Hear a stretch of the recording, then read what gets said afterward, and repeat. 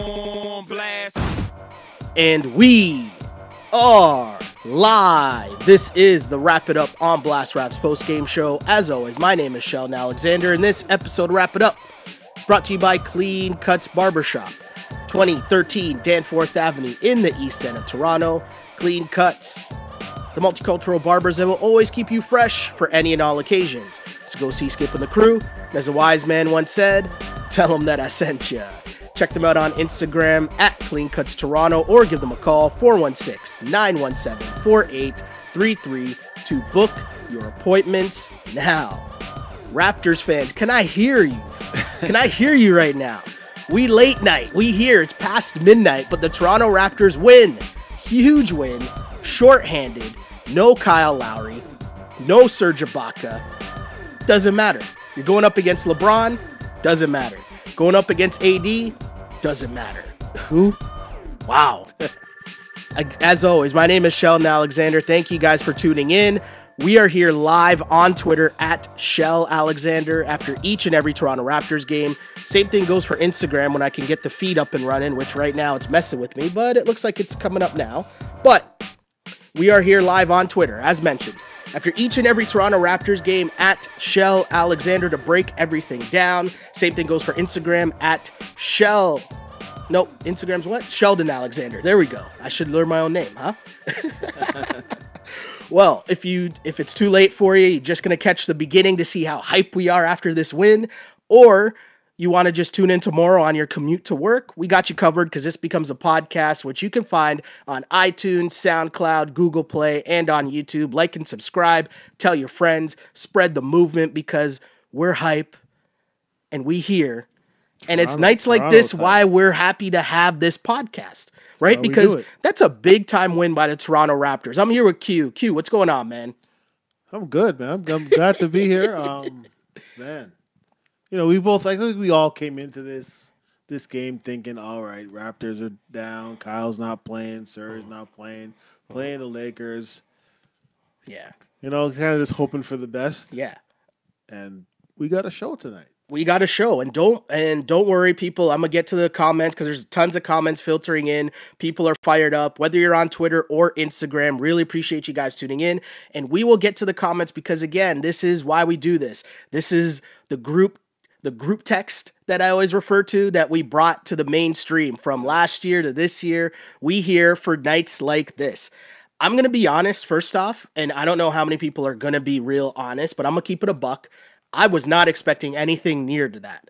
I thought if the Raps came out and they kept it kind of close and took a 10-point, 15-point L, I'd be like, all right, they showed some fight. But I'm glad I'm wrong because Freddie said it after the game in that interview with Jack Armstrong, and he just said they got a lot of guys trying to prove it and guys that are chip on their shoulder, they don't care. And I think that is what I mistook and why I was wrong coming into this game. It's almost like I forgot that fact that Freddie doesn't give a fuck.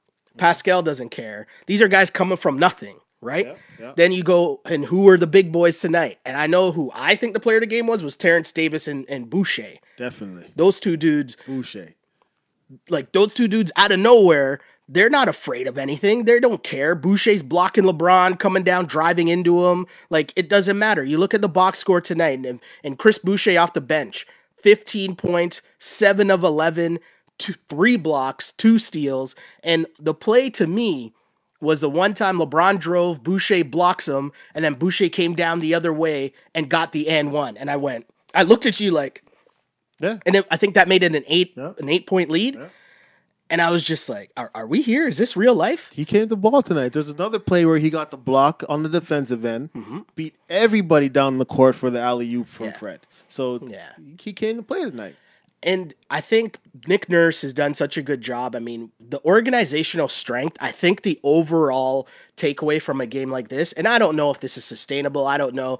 In this moment, to be honest, I don't even really care. Yeah. Forget about what happens tomorrow night or whatever after this. I think this sign tonight just shows what this team is capable of regardless of who's in the lineup. And one of the things I said at the end of the last podcast was, when you show me Pascal dropped 44. OG had a dope game last game. Yeah. Those things show me that it's possible. Now it's about consistency. So I'm going to say the same thing about the game tonight where you're looking at, again, mention the bench because as much as Pascal had finished with 24 points, he had some key baskets late. 24 points on 9 of 25 shooting. I give him credit for gutting it out and hitting some shots late. But at the end of the day, this was the Raptors bench that won this game. Am I wrong there? Are you reading that the definitely. same? That third quarter. Let's give a shout out to Fred. Yeah. Fred kept them in it, so it was possible for them to. That's true. But that's true. We all looked. When they showed the lineup, we kind of looked at each other like this is the lineup the Raptors are going with. Yeah. And it was TD. Yeah, they had a lineup out. It was Matt Thomas, Terrence Davis, Rondé Hollis-Jefferson, Boucher, and Siakam. Yeah. That was the lineup that basically took the lead, and the Raps never really looked back. Yeah. And shouts to Rondé Hollis-Jefferson. Here's a man who, he was stapled to the bench, DNP CDs. I'm pretty sure that the last game, Rondé Hollis-Jefferson was in a suit. I don't even think my guy was in a uniform. He was in a suit last game. And Nurse turns to him, and my guy finishes in double figures with 10 points, 4 of 6 from the floor, and play some tough defense on LeBron down the stretch. Made things difficult. Yeah.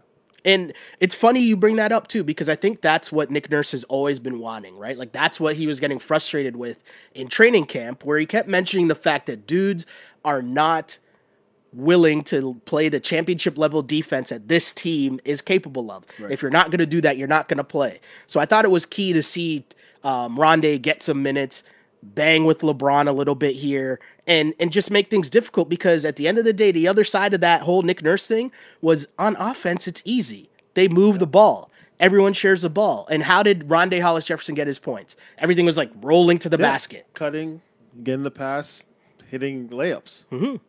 It makes everything seem so easy, doesn't it? And I think the cool part about this game was, again, Pascal didn't really shoot that well, but learning under the tutelage of Kawhi Leonard and to a lesser extent Danny Green, but the point remains, if your shot's not falling, can you contribute and do other things? Right. And for the fact that Pascal, what did he start, 3 of 13? It was something terrible. Yep. I was charting it for a while. Pascal was just it was horrible at one point for Pascal at halftime. He was 3 for 13 in the first half, right?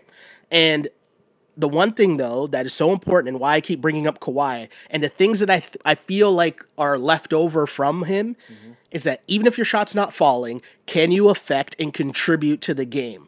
And Pascal definitely did that. He had huge blocks. You still got a job to do, right? There's rebounds to get. There's defense to play. There's blocks. There's, being a presence out there. So it's his team now. Let's be honest, right? Mm-hmm. So even if your shot's not following, the defense has to play you. Yeah. So even if you're just a distraction out there, giving Fred the extra seconds to get his shot off, you still have a job to do. Yeah. And he did it. He did. He came up with some huge blocks. There was one huge mega swat he had on LeBron. Yeah. And I just love watching the fact that, and I'm not saying this as a knock to DeMar. I'm definitely not. No. I'm definitely not. No, but I knew this was coming up. No. I'm not saying right. this. And I said it. I'm not saying this as a knock to DeMar at all or Kyle, but these dudes are not scared of LeBron, right? They look across and they see LeBron and they don't care, right? And there were moments early on where we were talking about the fact that, it looked like if LeBron was on Pascal or LeBron was on OG, they got kind of tentative. Yeah. And that was kind of the struggle early on. But Freddie came out and Fred VanVleet was just nah, don't worry. I've watched Kyle. I know what I need to do in these games. Yeah. And that's make a point, go on my little runs, my own, come down, hit those deep dagger threes that are backbreakers for the other team.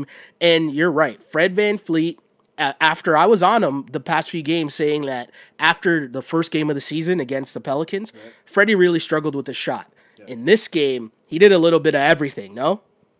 Yeah, I mean, like I said, he was their offense in the first half. Yeah. Right? Kept them in it.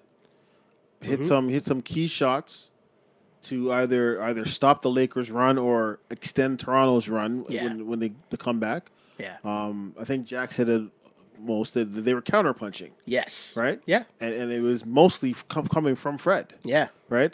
Shout out to Norm. Norm had a good first half too, True. right? Very true. But yeah, I mean, Fred did pretty much everything tonight. He was the facilitator. Yeah. Played defense. But what I was saying earlier is, I guess with the way the NBA is with the max contracts, you look across, you see LeBron, you Yeah. see AD, good Hall of Famers, great players, all stars, superstars. But when you're looking across and you're seeing Quinn Cook, Yeah. or I mean, Fred already cooked Quinn Cook in the playoffs, right?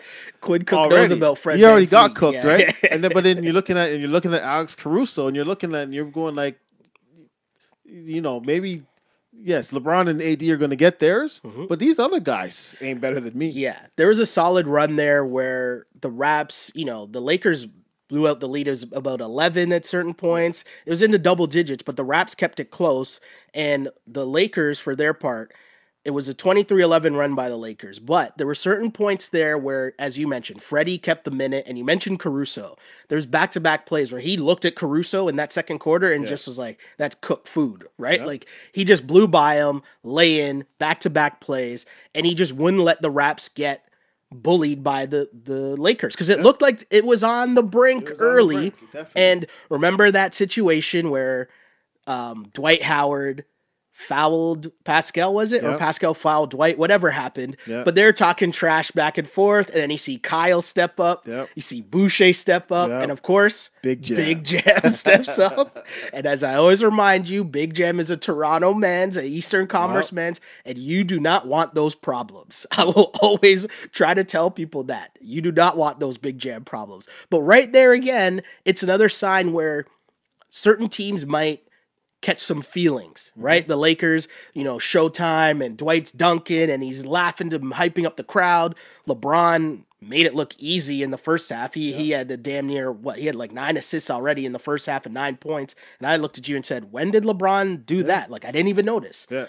And some teams might fold under that. But this Raptors team, because they play defense, they stay in it, they kept it close. And I think where the Lakers messed up is they still don't know who their guys are. Yeah. The beauty of what's gone on with the Raptors this season is they've known the hierarchy of their season. Yeah. So now certain dudes are only getting burns because Kyle's hurt, right? Terrence Davis gets an extended run.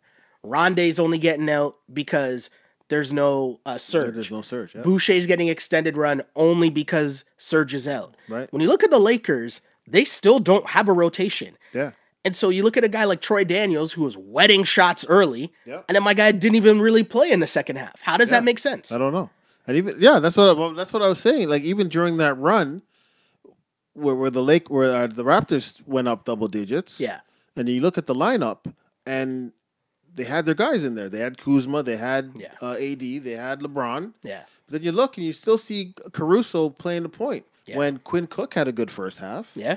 Like you said, Daniels came and just hit everything that went up. And for those who don't know, we were joking about it in the room, but LeBron calls Troy Daniels layup. Yeah. Because when he's shooting, the shot's just wet from three. Just go in. Yeah. And I thought, I don't know. I just thought that was a messed up move by the Lakers, but it's also just a drama of any LeBron team, right? Yeah. Whereas you look at the Raps, man, and again, I can't stress this enough. Do we think that Masai gets his love, and that's great, but Bobby Webster and their team and even Nick Nurse coaching these guys to give them, knowing that they're prepared or not letting them play until they're prepared. Right. But from an organizational standpoint, how much credit should the Raptors be getting for something like this, where you look at the box score maybe going in and you look at the lineups and you're like, okay, well, this is an L. How much credit does the organization deserve when you're talking top down, just in terms of being able to throw in Matt Thomas, Boucher, Terrence Davis, even Rondé, but whoever they threw in competed? How big is that from an organizational standpoint to say, hey, we can miss two main pieces of our team and still go out and beat one of the best teams in the league?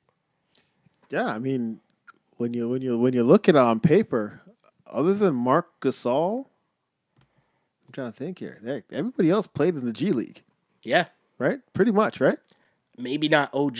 OG just started I think OG OG, okay, started yeah, right away, maybe not OJ, but and that's probably only because he was injured to start oh the yeah, season. yeah, Remember, yeah, yeah, but yeah, everybody else played no matter how. I mean, maybe not Stanley Johnson and then yeah, yeah, Rondé, yeah, yeah. but Yeah, you know, but the guys That's that contributed tonight are all G League players, yeah, right? Going up against Hall of Famers, yeah.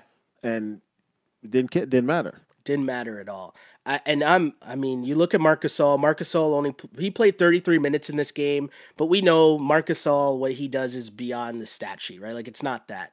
And I think the great part from the Raptors standpoint is making the adjustment where I thought they would struggle in this game because Anthony Davis, LeBron, and whether it's Dwight or McGee, that's an athletic front court. And I Yeah, thought the rebounding edge would be too much for the Raptors to handle.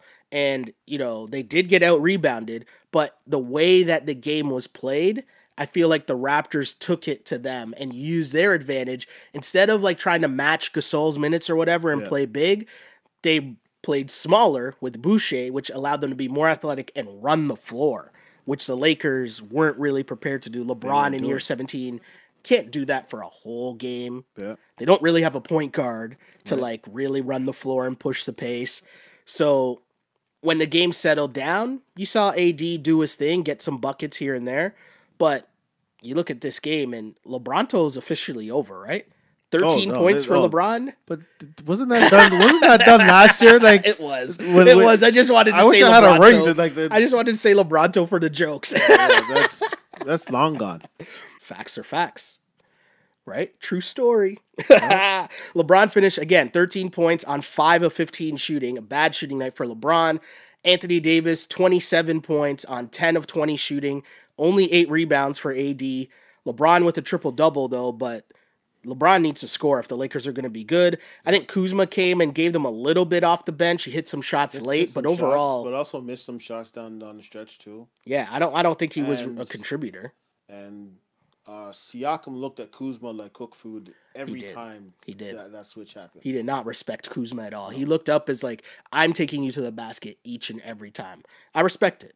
Yeah. I respect it from Pascal. Pascal played a solid game because he did not shoot the ball well, but he did a little bit of everything else until Didn't force it. He didn't force it when he was missing the shots, right? Usually you'll get, especially going up against the Lakers, LeBron, AD, you'll get him saying like, "Oh man, I have to score 40 in order for us to win." He didn't force it. For sure. For sure. Let's get to some comments again. And if you're just tuning in, thanks for tuning in. Really appreciate the comments. Let's take some comments on Twitter. First comment here.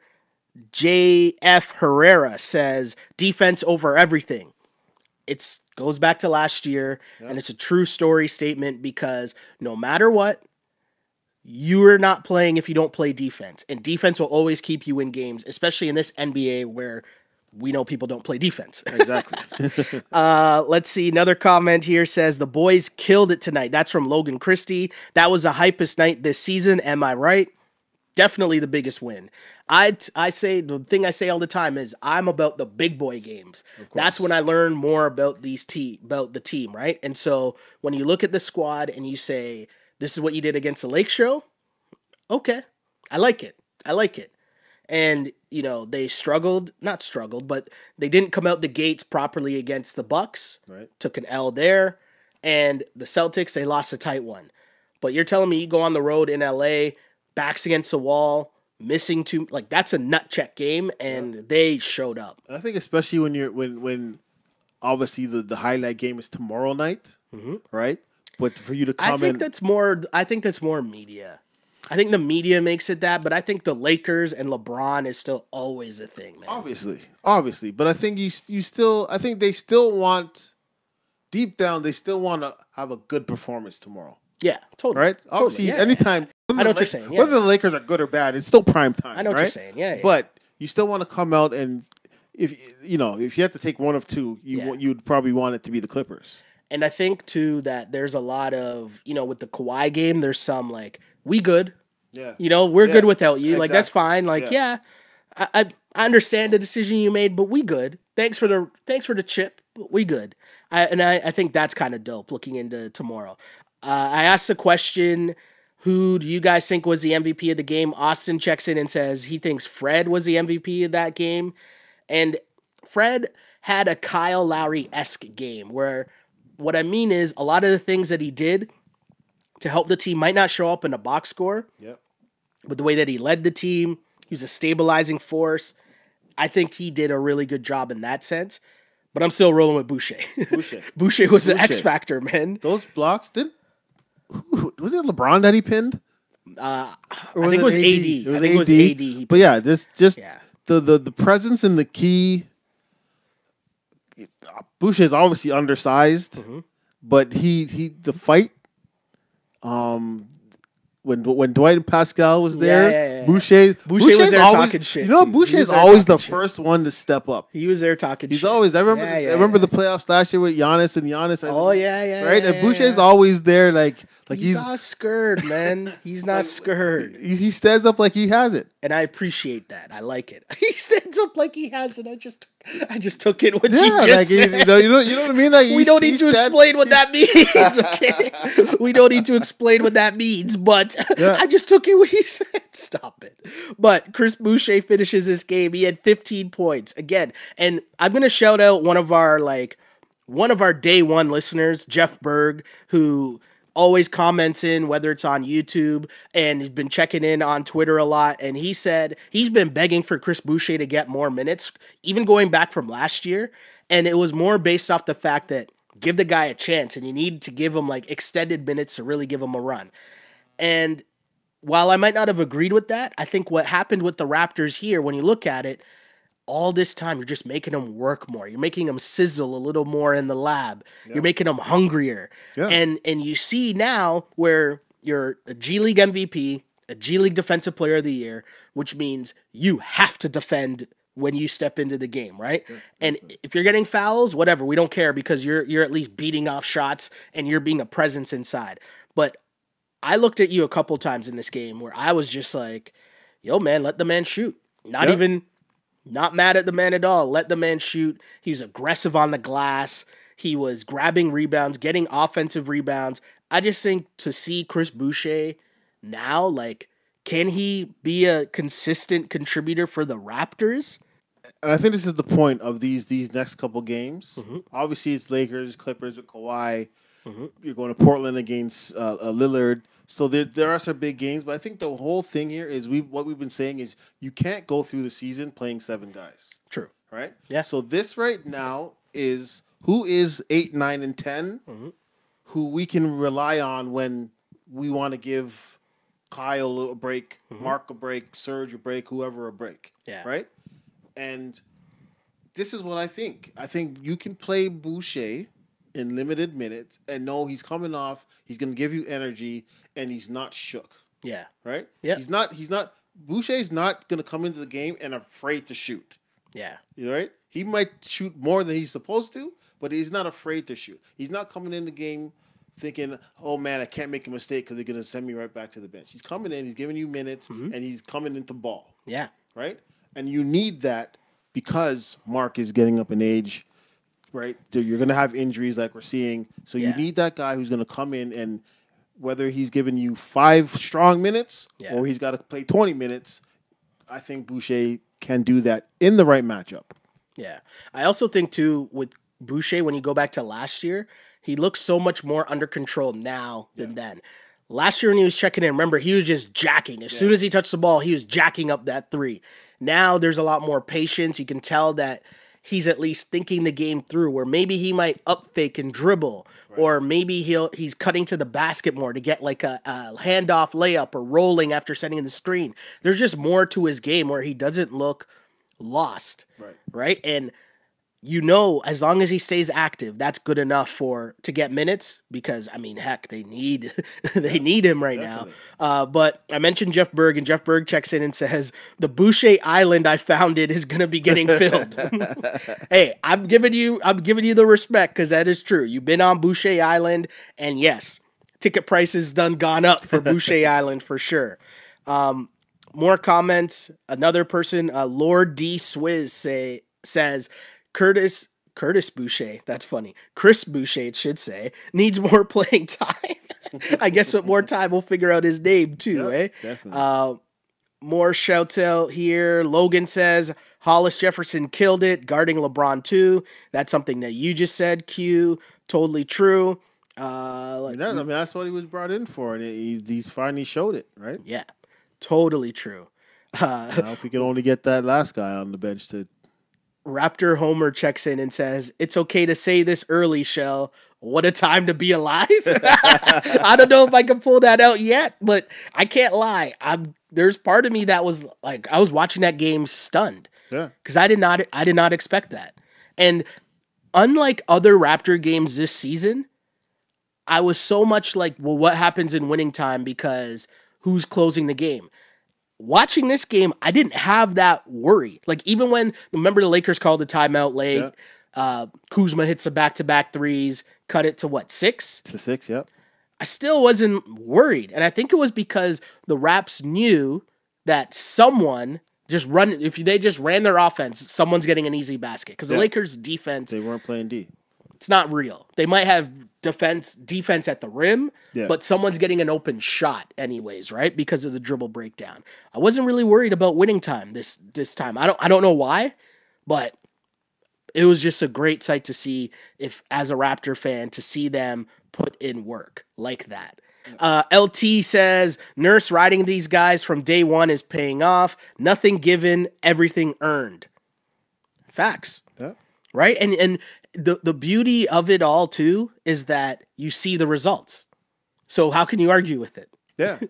And the other part of the organizational depth, if you're Terrence Davis, if you're Matt Thomas, if you're Chris Boucher, you look at Pascal and Fred and you say, okay, well, those guys did it. Yep. Like, those guys were unheralded guys. Pascal's a late first round pick, but a surprise at that spot. Surprise late, yeah.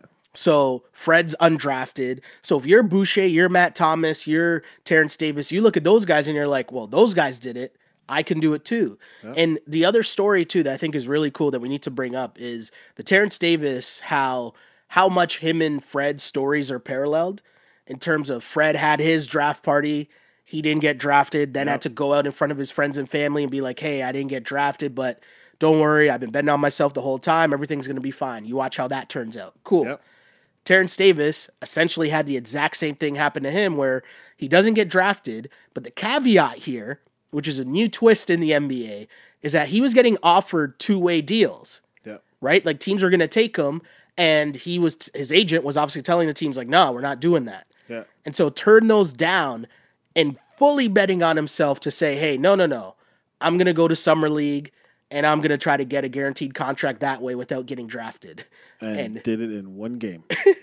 He went in one game and the Raps were like, yep, thank you. Got that guy. Yep. But one of the things he said was that him and his agent, when they were deciding where to go and whether to take the Raptors deal, was he saw what they did with Fred, with Pascal, what they did in terms of developing these young dudes and getting them to be successful NBA contributors night in and night out. And that was one of the things that made the Raptors attractive. And that's big. That's massive. Because we talk all the time about building up your organization for Giannis or for the superstars. Yeah. But for other pieces, it matters just as much, no? Well, yeah, because again, when you talk about a salary cap, so even if you do go and get Giannis, that's 35, 40 million. Yeah. So his 40 and Siakam's 30, and if Fred resigns his whatever it is, you don't have a lot of money. There's no money left. Yeah. So you have to be able to attract, especially in, we're still in Toronto here, so you got to be able to attract those guys who can play, but are going to come in and play cheap. Totally. Right? Totally true. And I mean, I think I was impressed with him today with how he actually played that point position. Yes. And ran the offense. And he was, he was finding guys in the lane and making good, smart passes. And I think we found our third string point guard. The other thing, too, in that same run where, we mentioned the lineup, it was Pascal out there with Terrence Davis, Matt Thomas, Boucher, and Rondé Hollis Jefferson. And you mentioned it. the way that he was the one running the offense, running the pick and roll, and he found Rondé like 2 or 3 times in a row, and it was just calm and cool. And the other thing that is big, okay, and I know this is gonna sound funny because I remember when it was happening last year with Pascal on 2-on-1s with Kawhi, and he's looking off Kawhi for the lay-ins, and I was kind of like, "Whoa, that's kind of weird." Remember the moment in this game where Terrence Davis gets it out on the break, and Pascal's calling for the ball, but Terrence took it because I think maybe too he's thinking the defender is anticipating he's going to throw it up, so he took it, but took it strong for the lane, and I was like, okay. I like my guy's not shook. He's making the basketball play confidently instead of just like, no, I'm gonna give it up because that's the dude on the team. Like, no, I can get buckets too, and I like it. And again, he's a combo guard. So, you know, in the plays where Siakam is running the point or is running that offense, he can play off the ball. Right. At the end of the game, he was playing with Fred. Right. And again, that's you can put this guy in any situation, and he can be effective. He plays defense. He can play point. He can score. Jump out of the gym. It's incredible. Right? It's great. He assuming Kyle stays with the team throughout the season. Jam was crazy. Right? I forgot about that. Yeah. He's the one that's gonna be he's gonna be the reason why Kyle's gonna be going into the playoffs healthy. Because he's going to take those minutes, and you can give him those minutes in confidence. Let's get some more comments because there's so many comments. That's a Raps pod checks in and says, Boucher's last year Siakam. I'm not ready to give him that crown yet. But hey, maybe he's throwing his name into the hat. Molly checks in and says, the Kawhi mentality from last year he spent here is the team's biggest X factor, in my opinion. I mean, there's so many, and I know it comes off as if I have a love affair with Kawhi Leonard, which I guess I probably do. He brought us a championship. But so much of that, it's not just BS, but I think like that factor of caring about defense and showing that you can affect the game so much from both ends of the floor, like that has to win. Like if you're Pascal and now it's your squad and you just watch what Kawhi did on both ends of the floor, you have to have that in your game too. No? You have to. There's no way that you don't. I think what people forget is that, like, we're sitting here and we're big time basketball fans, big time Raptor fans, and what happened this summer? I don't think we ever thought we were ever going to get there. I never. Right? Did. I never. So, did. Do you think Pascal Siakam and Fred VanVleet and OG Anunoby thought when they got drafted by the Raptors or signed by the Raptors that we're going to win a championship in 3 years? You know what I mean? So now you see this guy come in, right? Him and Danny and Mark come here, all-star players, championship play. What do you want championships? Come here with a certain demeanor, then take you to the championship, or lead you to the championship. You know what I mean? You have to be like, okay, whatever that guy eats in the morning, I want that. Sure. Whatever he sleeps 8 hours a day, I got you. Sure. It has to rub off on you because he brought you to places that you couldn't have thought you were ever going to get there.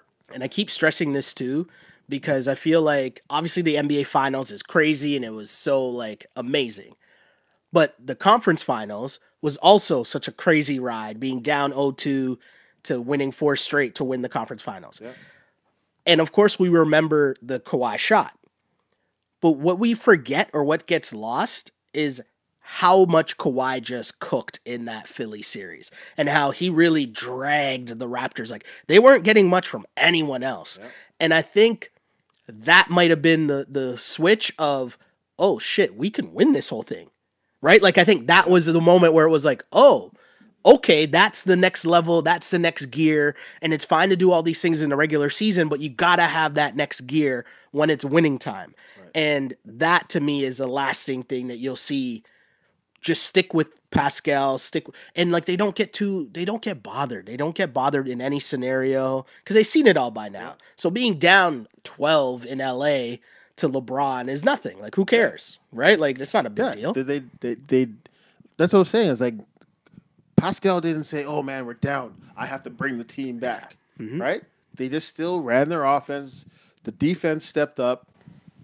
The bench came in the game. Like everybody throughout the organization kind of has this confidence in themselves. And I think like OG has Kawhi's kind of mentality. He does. Right? Where he can dunk and he just gets up, runs back and gets ready for defense. There's no yelling, there's nothing. Yeah. Right? No high fives, nothing. No smile on his face. He just about his business. Yeah. Right? So you can see how it just the Kawhi effect just trickled down through the organization.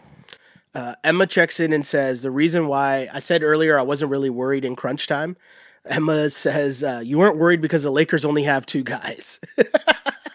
That might be true. Yep. I mean, I don't know. It was a weird game. Let me get to some there's so many comments on Instagram. I apologize ahead of time because I won't be able to get to all of these, but I'm going to try to get to most of them because this is a massive win for the Toronto Raptors from an organizational standpoint, and I think from a fan base standpoint as well, because we know that so much of the fan base was bandwagoners, just waiting for the first sign to jump off, right? Yep. And I think tonight shows, no, the program that they have here is worth riding with because the wins and losses they're going to get on this trip, whatever. I'm more interested in the things that you learn about the players that you don't know enough about. Right? What do you have in Terrence Davis? What do you have in Chris Boucher? Can those guys be contributors in big time moments? Who can play in your crunch time if Lowry's not there? Like, whether you win or lose, I'm super interested in finding out those things long term as you build your team and as you make decisions like, is Fred Fan, what kind of bag are you giving Fred at the end of the year? Exactly. Right? Like, that's massive. Exactly and I think just to piggyback on what you're saying is that's kind of, I mean, let's be real here. This is a late night game on a Sunday night. Everybody's got work in the morning. Yeah. Right? And the chat's filled right now. Kyle's out. Yeah. Serge is out. You're playing the Lakers. Everybody's thinking, come on. You guys all thought going into the game like this is going to be a blowout loss. And why are we all here? Right? Yeah. Why is the chat rooms, why are the rooms filled? Why am I here? Yeah. Up watching this game. It's because you're here to see what was going to happen in this game. Who was Nick going to play? Who was going to step up? Yep. And we got everything we wanted and more out of this game, I think. It's incredible, man. Afram Soul 22 says Terrence Davis II is coming for Norman Powell's minutes. Hey, we need both of them, okay? We need everybody right now. Everybody get some. Whoever's hot. we were playing 7 guys. Like, we can play 8 and everybody can still, everybody can still get some shots up. It's true. James checks in and says Lakers transition defense was non-existent. It's true. That's when the Raps made a run. When they got a couple turnovers and Pascal was leaking out and they were finding them. It's totally true.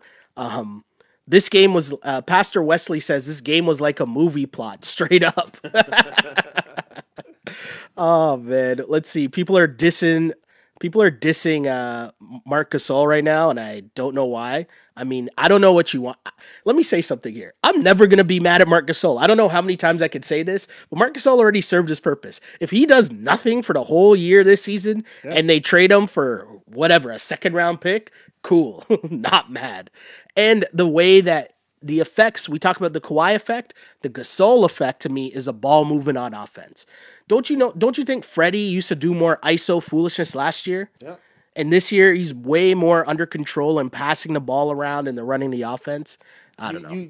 But you need that, right? Because as much as I think Gasol needs to actually look for his own offense more, when you have Kyle, Fred, Siakam, Serge, Norm, everybody wants some shots, right? Everybody, he gets the ball moving, right? It's not just like when Serge is in there, it's a Kyle and Serge pick and roll all the time. Yeah, right.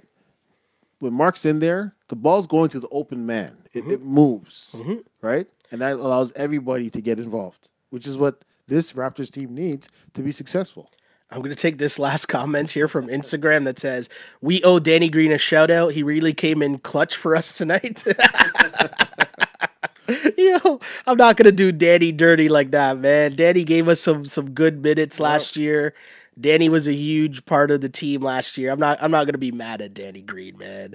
Let the man have his ring and enjoy riding LeBron this year, right? Riding the LeBron train this year. Let's see now. There's so many comments in here. I really appreciate you guys tuning in. This is massive as the Toronto Raptors win against the LA Lakers. No Kyle Lowry, no Serge, going against LeBron and AD. Lakers come in winning 7 straight. Doesn't matter. Raptors win 113-104.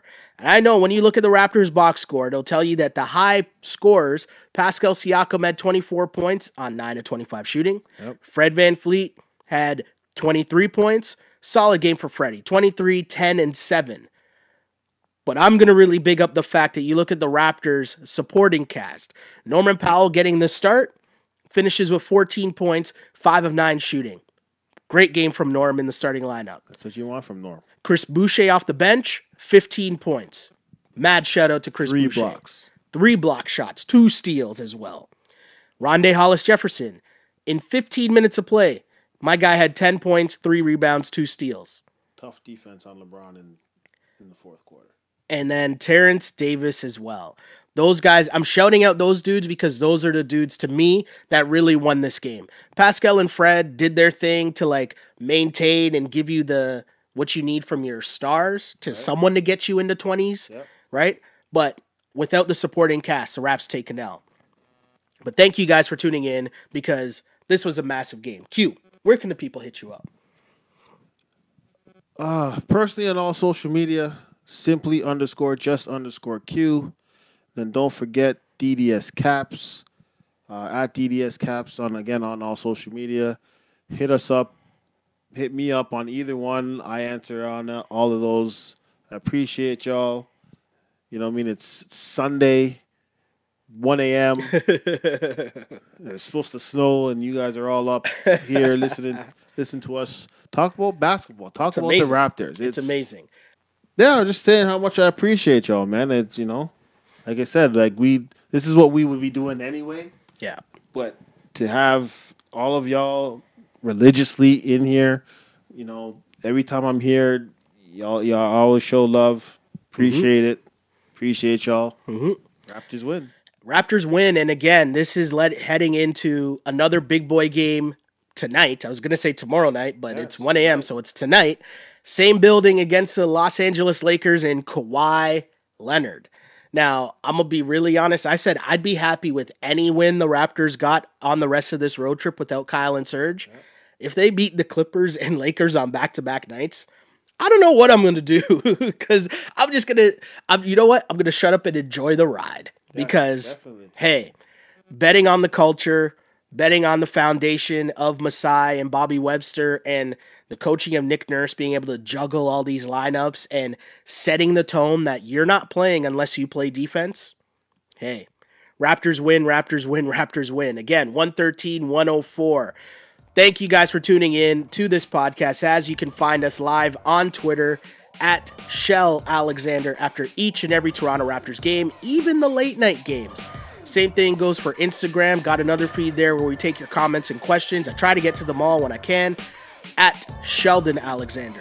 And a huge shout out to the people who follow the podcast. Shout to the people who are listening right now in their morning commute, slugging through the snow in the city of Toronto or wherever you're listening to. Really appreciate you guys. The podcast people, whether you're listening on iTunes, on SoundCloud, on Google Play, and on YouTube. Like and subscribe, rate us, all that fun stuff as this group text becomes bigger and bigger and bigger each and every year, and that's because of you guys spreading the love and spreading the word.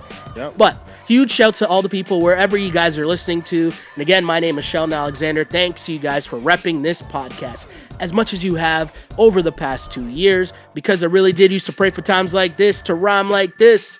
This is the Wrap It Up on Blast Raps post-game show, as always, unpolished and unapologetic. Until next time, in a couple of hours, I guess. Yep. See you tonight. Kawhi, what it do, baby? See ya. Peace. Blast.